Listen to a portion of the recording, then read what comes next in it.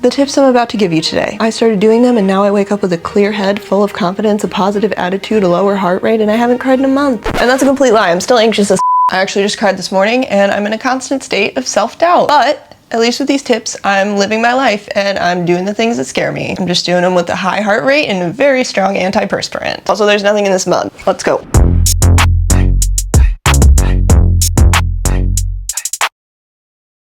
So I will start this by saying subscribe or I will unalive your family. I'm so sorry. I don't know where that came from. That's not what I wanted to start this with. I wanted to start this by saying like this video or I will release spirits into your home. Mean ones. I'm so sorry. I don't know. Sometimes my mouth and my brain don't communicate correctly and these kind of crazy things happen. Okay, what I wanted to start this off with was by saying that I'm not a therapist. Okay, that's actually what I wanted to say. I am not a therapist. I'm just someone who is scared of most things, has been diagnosed with general and social anxiety since she was a child, has been going to therapy for it for nearly a decade, and refuses to let her anxious thoughts ruin her life. And so that's what qualifies me to share my tips with you. You may have seen on Instagram, I have this series called Doing Things That Give Me Anxiety to Prove It Won't Kill Me. Basically, the series follows me as I exposure therapy myself by doing things that give me anxiety to prove that I can in fact do them. And I started off the year by just going to a coffee shop by myself. And then 10 episodes and 8 months later, I went to London all by myself to see the Eras tour. So I just want to talk about how I got to that point, because that's a lot of progress. So to explain that, let me go back to like 2020, or I guess like 2022. Because a couple years into COVID, my anxiety started to hit me very hard. It became very hard for me to leave the house, to socialize, and I started to recognize like this is really bad. Like I had just been in the comfort of work from home for too long and not being forced to go out and deal with the world. Well, it was nice, it just made it so much harder for me to do regular things because I'd become so complacent and just uncomfortable with being uncomfortable. Like, I used to be comfortable with being uncomfortable. But then after spending so much time at home by myself in my comfort zone, doing anything mildly uncomfortable was so stress-inducing and so tiring. And I just like couldn't do simple things anymore, like go to a coffee shop, like go into the grocery store was exhausting. And I just didn't want to live my life like that. And so that's really why I started the Doing Things That Give Me Anxiety series, was to build my confidence and just get myself back out there again. So if you're experiencing something similar, and you feel like anxiety is holding you back from life, I hope that these tips can help you. Just remember to be kind to yourself and that small steps matter, even the smallest of steps, and you're not alone in how you feel. So, okay. Now the tips. So the first 3 tips are really about removing this layer of shame that comes with anxiety. So tip number 1 is to give yourself permission to be anxious and feel negative emotions. I used to think that there was something legitimately wrong with me for being anxious or not looking forward to things that normal people look forward to, like being anxious about going on a vacation with friends. I always thought that was so weird. I'm like, I should be excited about this. Why am I dreading it? And that would just add an extra level of anxiety or negative emotions on top of what I was already feeling, which was anxiety. So it was like double anxiety because I was like ashamed of feeling the way I felt. And I didn't need to be adding that extra layer because it's a completely normal human emotion to feel anxious about things. So you have to give yourself permission to feel anxious and feel negative emotions because it's just part of the human experience. If you can accept that, you'll start to remove that top layer of anxiety, but then you only have one layer of anxiety to deal with. And then second tip is to not only give yourself permission to feel anxious, but don't be afraid of being anxious or feeling negative emotions. Ooh, this is not clean. Look at how dirty this bitch still is. So I'm a very irritable person. A lot of anxious people are. And I'm genuinely afraid of getting irritated or something going wrong because I don't know how I will react. It's one reason why I don't like leaving my house by myself and going to do things alone, because if something does not go as planned, I'm nervous that I'll just end up crying in the middle of the street. So for example, let's say I want to go out somewhere for the day and I'm scared of my train getting delayed. I'm not actually scared of the train getting delayed. I'm scared of how I will react to the train getting delayed. Man, this fork isn't clean either. This is what I get for overstuffing the dishwasher. But anyways, I'm scared of how I will react to the train being delayed because I know that it's something that could quite possibly ruin my whole morning, if not my entire day. And in many instances, this fear would keep me from leaving my house because I can't get upset about a delay if there's no delay to be had. But then I miss out on whatever the day out would have held for me. The sunshine, the nice woman who would compliment my dress, the fun little drink, whatever it may be. So instead of being scared of the delay, which again is really just a fear of my reaction, I tell myself if something goes wrong, if the train is delayed, that's really annoying. I should be annoyed. It's very rational for me to be annoyed about that. And guess what? Being annoyed, not gonna kill me. And so basically I'm like, Morgan, okay, if something goes wrong, feel the annoyance, but don't be upset with yourself for feeling annoyed. Should I always tell you things with two knives in my hands? Is it getting the point across better? So in addition to giving myself permission to feel anxiety, I'm also reducing my fear of it by just building my confidence and recognizing that it's a completely normal emotion that other people have too, and that I'm not a bad person for feeling that way, and that I'm equipped to handle it, even though sometimes I feel like I'm not. Okay, and then apologies. Okay, and then third tip in this little trio is to embrace the and. As Taylor Swift once said, I am happy, free, confused, and lonely at the same time. I often feel a lot of emotions all at once, like a lot of us do, it's very normal, but I tend to fixate on the negative one and then again shame myself or be upset with myself for not being happy enough. And so this tip actually very recently came directly from my therapist. She said to embrace the and accept that I can be happy and sad at the same time about the same thing. But so the perfect example of this was when I went to the Eras tour in London just a couple of weeks ago. I went by myself because I really wanted to go. I didn't have anybody who could go with me. And when I was at the concert, I felt really sad to be there alone, looking at everybody else with their friends and family having a wonderful time. But at the same time, I was happy to be there alone because it was a huge accomplishment for me. And instead of fixating on the sad like I normally would and ruminating over like, why am I sad? I shouldn't be sad. This should be a happy occasion. I'm not being grateful enough. I was like, no, I can be happy and sad at the same time about being here alone. There's nothing wrong with that. Doesn't mean I'm a pessimistic, ungrateful person. I'm just a complex human being capable of having more than one emotion at once. And acknowledging that and really letting that sink in, again, just kind of removed that extra layer of shame that comes on top of my anxiety and just made it a lot easier for me to deal with that base layer of anxious feelings. I'm about to clean off my dining room table and I just realized what a weird combination of things that are on it. Toaster tongs, tiny scissors, pickleball accoutrement underneath the hammer, floss, nail things, but also a pen, bag of dirt. So, okay, fourth tip. I don't remember what it is. Give me 1 second. Talk to your anxiety like it's a little kid. Yes, I do have my thoughts written down on my iPad, okay? I would love for you to believe that I can just walk around and do my chores and just spit straight wisdom at you, but that's not true. And I'm not gonna try to make you think it is because I don't lie very often. I got things written down, okay? I don't have a teleprompter, but even Einstein needed reminders every now and again. I don't think that really worked as an analogy, but just like my point is really smart.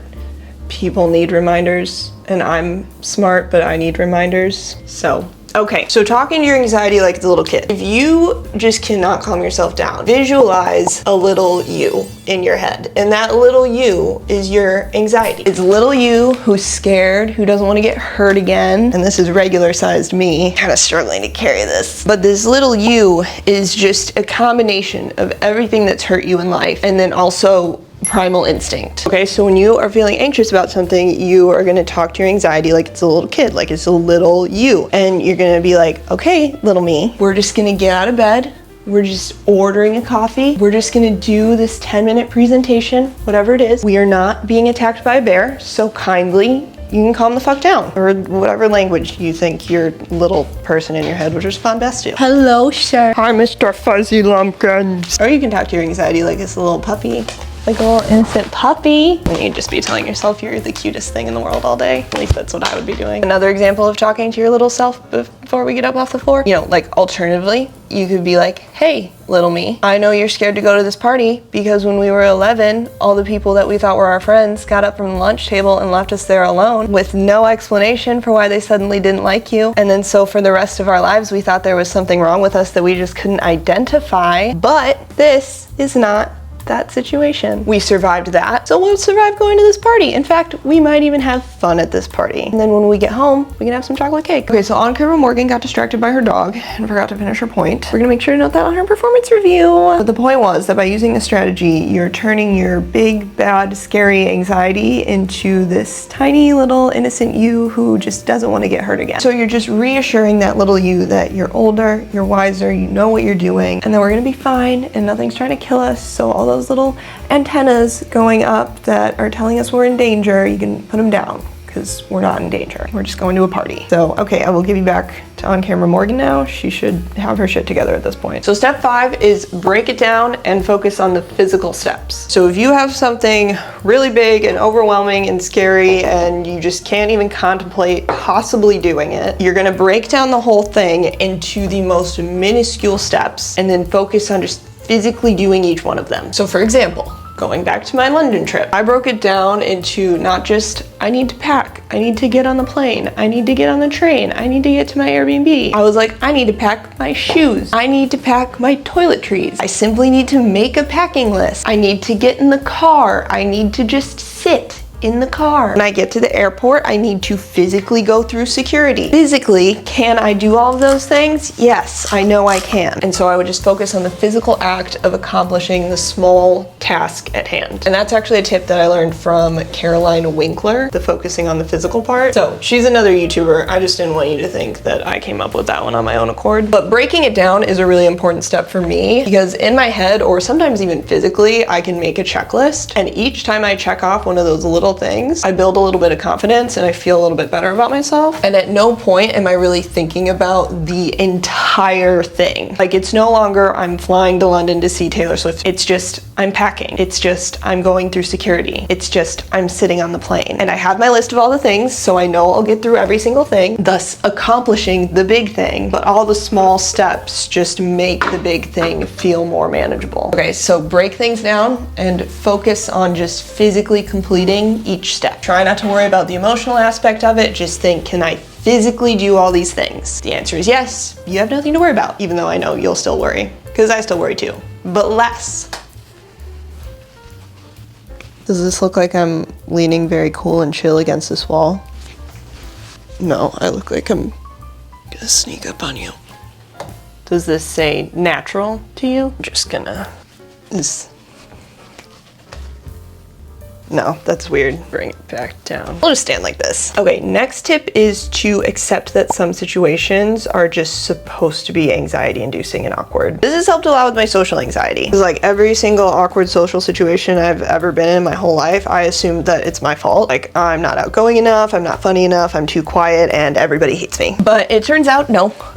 Just some situations are fucking awkward. Like, if you're at a birthday party and it's just a hodgepodge of a bunch of different friend groups and nobody really knows each other, that's gonna be kind of weird. So settle into the awkwardness, settle into the anxiety, and then I think ironically you'll become less anxious because you just start to accept that's how it's supposed to be and it has nothing to actually do with you. I think this is it. I think this is the natural way of standing right here. We finally got it, just in time for me to move on to my next point. And that is that nobody really cares about you. And I say that in the most loving way. I know this is said all the time, and that looks like I just wanted to keep this a secret, but really the washing machine is just really loud and interrupting me, so to close the door. I know this is said all the time, but truly everyone else is so busy paying attention to themselves that they do not have time to care about you. That is just so important to drive into your little brain. Drive it in right now. Write it down, get it tattooed. That's a really big commitment, but if you wanted to, it could be a good idea. Like, if you have to give a presentation, if you need to lead a meeting, if you need to public speak about things, odds are anybody in the meeting, anybody in the audience is thinking more about what they're gonna do after the meeting than actually whatever you're saying. Unless you're like a really important